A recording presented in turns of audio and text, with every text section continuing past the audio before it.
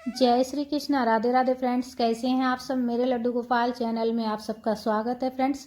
आज मैं आप सबके साथ शेयर करूंगी पुत्रदा एकादशी की पूजा विधि। पुत्रदा एकादशी का पूजा करने से और व्रत करने से क्या होता है उसका महत्व भी मैं आप सबके साथ शेयर करूंगी, और पूजा विधि और पूजा का शुभ मुहूर्त और पारण का शुभ मुहूर्त क्या है वो भी मैं आप सबके साथ शेयर करने वाली हूँ फ्रेंड्स। तो सबसे पहले देखिए, पुत्रदा एकादशी के दिन सुबह में स्नान आदि कर स्नान वाले जल में थोड़ा सा गंगा जल मिलाकर स्नान कीजिएगा, इसलिए कि इस माह का जो है बहुत ज़्यादा महत्व होता है और इस व्रत का भी बहुत ज़्यादा महत्व होता है। संतान के लिए यह व्रत किया जाता है और संतान दीर्घायु हो उसके लिए किया जाता है। अगर संतान नहीं हो तो संतान प्राप्ति के लिए यह व्रत किया जाता है फ्रेंड्स।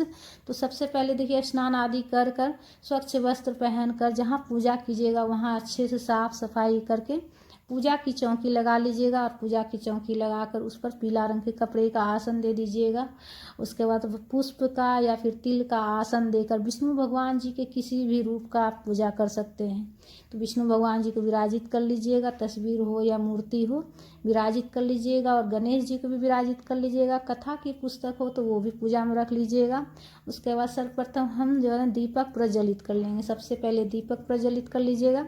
दीपक आप तिल के तेल से भी दीपक प्रज्वलित कर सकते हैं या फिर घी से भी कर सकते हैं, और तिल का आसन देकर या फिर पुष्प का आसन देकर हम दीपक को रखेंगे। अक्षत का प्रयोग कहीं भी नहीं करना है, इसलिए कि एकादशी की पूजा में अक्षत का प्रयोग नहीं किया जाता है फ्रेंड्स।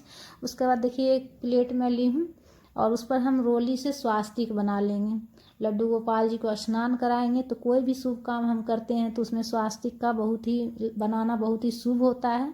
स्वास्तिक बनाना बहुत ही अच्छा होता है, तो इसलिए से सबसे पहले हम स्वास्तिक बना लिए हैं, और स्वास्तिक बनाकर उसके बाद हम लड्डू गोपाल जी का स्नान कराएंगे। स्वास्तिक बनाने के बाद हम तुलसी पत्ता का आसन देंगे लड्डू गोपाल जी को। तुलसी पत्ता का आसन देकर लड्डू गोपाल जी को स्नान कराने के लिए विराजित करेंगे। हम स्वास्तिक के ऊपर विराजित करेंगे। तो देखिए, विष्णु भगवान जी के किसी भी रूप को आप पूजा कर सकते हैं। पौष मास के शुक्ल पक्ष में एकादशी तिथि को पुत्रदा एकादशी का व्रत किया जाता है, और ये दिन जो होता है विष्णु भगवान जी को समर्पित होता है। एकादशी तिथि विष्णु भगवान जी को समर्पित होता है। एकादशी का व्रत करने से विष्णु भगवान जी बहुत ज़्यादा प्रसन्न होते हैं। सबसे पहले स्वच्छ जल ले लेंगे, उसमें थोड़ा सा गंगा जल मिला लेंगे, और सबसे पहले हम जल से स्नान कराएंगे।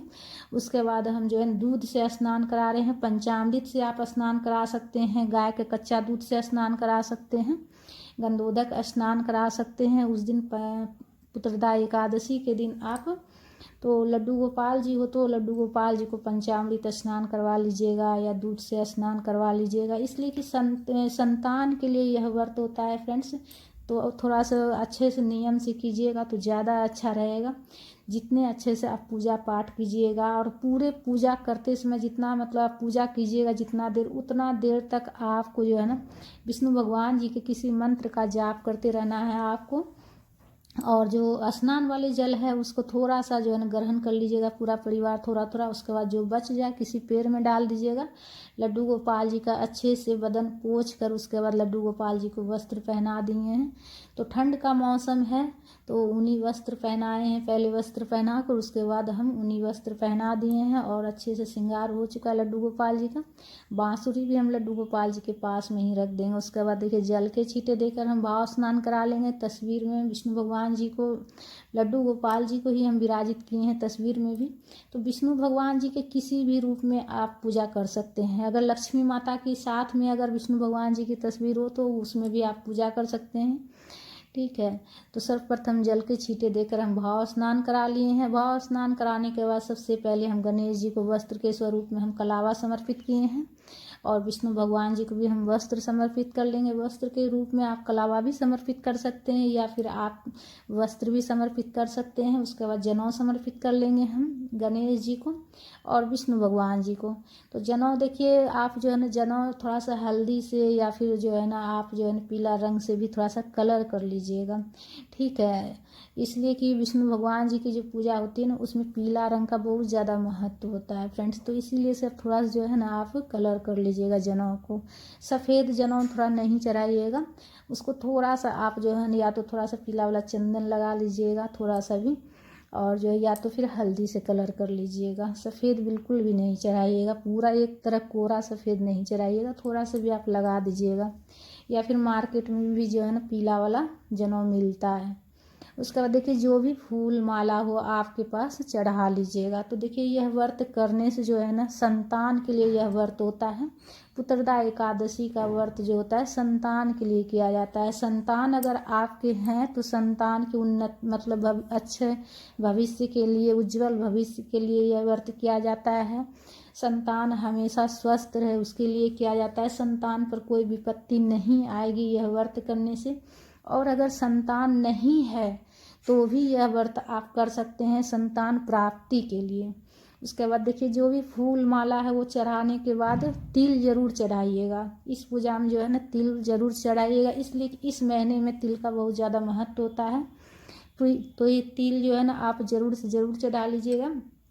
चावल नहीं चढ़ाइएगा, तिल चढ़ा लीजिएगा। तिल से बने हुए कोई आप मिठाई भी चढ़ा सकते हैं, या फिर जो है ना आप जो है तिल का लड्डू आता है वो भी आप चढ़ा सकते हैं। उसके बाद सबसे पहले हम गणेश जी को भोग लगाएंगे। जल का भोग लगा लिए हैं और फल का भोग लगाएं गणेश जी को, और विष्णु भगवान जी को भी हम जल का भोग लगाएंगे और फल का भोग लगाएंगे। सीजन का देखिए कोई भी फल इसमें आप चढ़ा सकते हैं, ठीक है, कोई भी फल आप चढ़ा सकते हैं। सीजन का जो फल आपको मिल जाए वो आप चढ़ा लीजिएगा।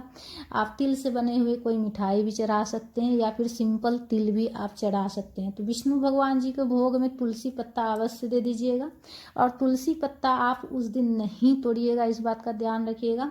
एकादशी के दिन जो है तुलसी पत्ता नहीं तोड़ी जाती है। उस दिन एकादशी के दिन जो है ना तुलसी माता का भी व्रत रहता है, इसलिए एक दिन पहले ही तुलसी पत्ता आप तोड़ कर रख लीजिएगा, ठीक है। एकादशी के दिन तुलसी पत्ता नहीं तोड़िएगा। अक्षत भी पूजा में नहीं चढ़ाइएगा। धूप प्रज्वलित करके धूप दिखा लीजिएगा। तो बिल्कुल सरल विधि से मैं आप सबके साथ शेयर कर रही हूँ फ्रेंड्स। देखिए पूजा पाठ जितना मतलब कि आप सरल कीजिए या फिर जितना विस्तार से कीजिए, लेकिन सच्चे मन से कीजिएगा, ठीक है। उसके बाद पूजा में कुछ दक्षिणा रखिएगा, इसलिए कि हमारी पूजा में अगर कुछ भी कमी रहती है तो दक्षिणा रखने से उसकी पूर्ति हो जाती है। बाद में उस दक्षिणा को आप किसी पंडित ब्राह्मण को आप दान कर दीजिएगा। उसके बाद हाथ में पुष्प लेकर कथा की पुस्तक हो तो कथा जरूर से ज़रूर पढ़ लीजिएगा, या नहीं हो तो किसी से आप सुन भी सकते हैं, फ़ोन में भी सुन सकते हैं, या किसी पंडित ब्राह्मण से भी आप सुन सकते हैं। कथा का वीडियो आपको मेरे चैनल में भी मिल जाएगा।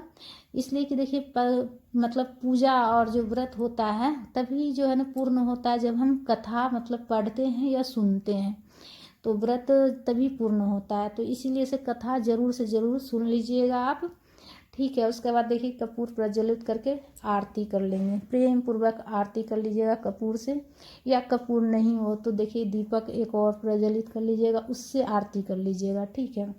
प्रेम पूर्वक आप विष्णु भगवान जी की आरती गाते हुए आरती कर लीजिएगा प्रेम पूर्वक, या सिंपल आप गा लीजिएगा कर्पूर्ण गौरम करुणावतारम संसार सारम भुजगेन्द्रहारं सदा वसन्तं हृदयारविन्दे भवं भवानी सहितं नमामि। इस तरह जो है ना सरल विधि से आप आरती भी मतलब इस तरह से आप गा सकते हैं। अगर आपको विष्णु भगवान जी की आरती नहीं आती हो तो आप ये आरती गा लीजिएगा सरल विधि से। उसके बाद आरती करने के बाद जो है ना आप सीधे हाथ में जल लेकर आचमनी कर लीजिएगा फ्रेंड्स। आचमनी करने के बाद ही पूजा पूर्ण होती है। पूजा करने के बाद प्रसाद पूरा परिवार ग्रहण कीजिएगा। सबसे पहले तो देखिए पूजा करने के बाद क्षमा याचना कीजिएगा कि हमारी पूजा में अगर कुछ भी गलती हो गया हो प्रभु तो क्षमा कीजिएगा। और आपकी जो भी मनोकामना है संतान को लेकर, जो भी आपकी मनोकामना वो प्रभु से कहिएगा, ठीक है। और पूजा का शुभ समय क्या है वो आप एक बार नोट कर लीजिए। देखिए एकादशी तिथि जो है ना 9 जनवरी को ही प्रारंभ हो जाएगी। दोपहर 12:22 से ही प्रारंभ हो जाएगी, और यह एकादशी जो है ना तिथि 10 जनवरी को सुबह 10:19 तक समाप्त हो जाएगी। तो इसी बीच में आपको पूजा करनी है। 10 जनवरी को आपको पूजा करनी है। 10:19 के अंदर अंदर आप जो है ना पूजा कर लीजिएगा। उसके बाद द्वादशी लग जाएगा, ठीक है। और इसलिए जो है ना आप जो है ना 10:19 के अंदर अंदर आप पूजा कर लीजिएगा।